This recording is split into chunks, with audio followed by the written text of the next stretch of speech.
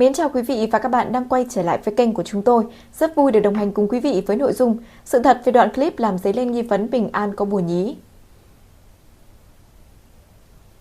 Những ngày gần đây, mạng xã hội xôn xao trước một đoạn clip do Phương Nga chia sẻ ghi lại sinh hoạt thường ngày của hai vợ chồng cô và Bình An. Nội dung video vốn mang tính giải trí, hài hước khi bóc trần lịch trình dày đặc của nam diễn viên trong một ngày không làm việc. Tuy nhiên, từ một sản phẩm mang tính trêu đùa, câu chuyện lại nhanh chóng bị đẩy theo hướng tiêu cực khi một bộ phận cư dân mạng bắt đầu đưa ra những suy diễn về đời sống hôn nhân của cặp đôi. Theo nội dung đoạn clip, hành trình một ngày của Bình An được tái hiện qua camera trong nhà với nhiều khung giờ cụ thể.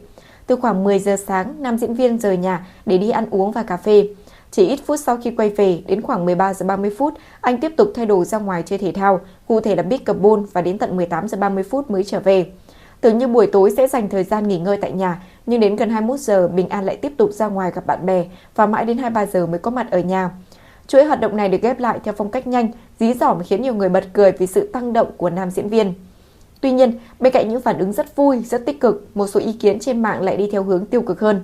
Không ít người cho rằng việc Bình An thường xuyên ra ngoài có thể ảnh hưởng đến hôn nhân, thậm chí đặt ra nghi vấn anh đã có một mối quan hệ khác ở bên ngoài. Những suy đoán này đã nhanh chóng lan rộng, biến một đoạn clip giải trí thành chủ đề tranh luận.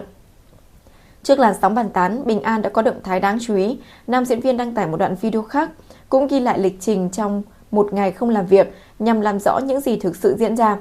Trong clip này, anh bắt đầu ngày mới vào khoảng 9 giờ sáng bằng việc chăm sóc cây cối tại nhà, sau đó ra ngoài ăn sáng và quay về lúc 11 giờ. Điểm đáng chú ý là các mốc thời gian này trùng khớp với video mà Phương Nga đã chia sẻ trước đó.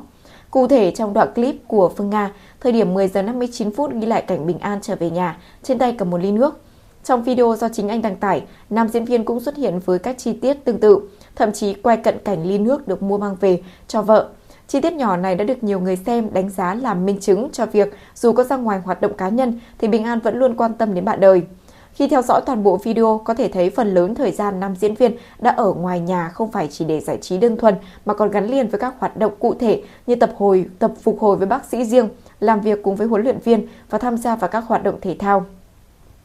Lịch trình này cũng trùng khớp với những khung giờ mà Phương Nga đã ghi lại trước đó, cho thấy tính nhất quán giữa hai nội dung được chia sẻ. Và dù không trực tiếp lên tiếng phản bác từ bình luận, động thái đăng tải video của Bình An được xem như là một cách phản hồi khéo léo trước những suy đoán tiêu cực. Qua đó thì nam diễn viên cũng đã phần nào khẳng định được cuộc sống hôn nhân của hai vợ chồng vẫn diễn ra bình thường và hạnh phúc, không có dấu hiệu rạn nứt như là một số ý kiến đồn đoán suy diễn. Về phía Phương Nga, cô cũng không né tránh các luồng ý kiến trái chiều. Dưới phần bình luận của video, nàng hậu cũng đã thẳng thắn chia sẻ và phản hồi những nhận xét mang tính suy diễn. Thậm chí trước một bình luận cho rằng việc thường xuyên ra ngoài là dấu hiệu có thứ thú vị hơn vợ, cô đáp lại một cách hài hước rằng nếu chồng ở nhà suốt, có khi chính cô lại là người tăng xông vì quá ngơ mắt. Cách trả lời này nhanh chóng nhận được sự đồng tình từ phía nhiều người theo dõi vì giữ được tinh thần vui vẻ, đúng với mục đích ban đầu của đoạn clip. Không dừng lại ở đó, trước những bình luận khá kém duyên từ người khác, Phương Nga cũng đã lựa chọn cách bẻ lái nhẹ nhàng, thậm chí là pha chút châm biếm để giữ được không khí tích cực thay vì đẩy câu chuyện đi xa hơn.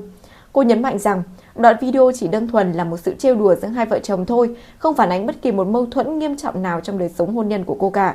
Thực tế thì Bình An và Phương Nga từ lâu đã được công chúng biết đến là một cặp đôi có phong cách tương tác hài hước và cũng thường xuyên cà khịa nhau trên mạng xã hội.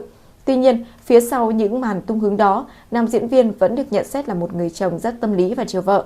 Anh từng gây chú ý khi không ngại chi mạnh tay cho những món quà giá trị lớn dành cho vợ trong các dịp đặc biệt. Trong đó có một chiếc ô tô trong dịp sinh nhật. Vừa rồi là những thông tin mới nhất được cập nhật trên kênh của chúng tôi. Cảm ơn quý vị đã quan tâm theo dõi. Xin chào và hẹn gặp lại.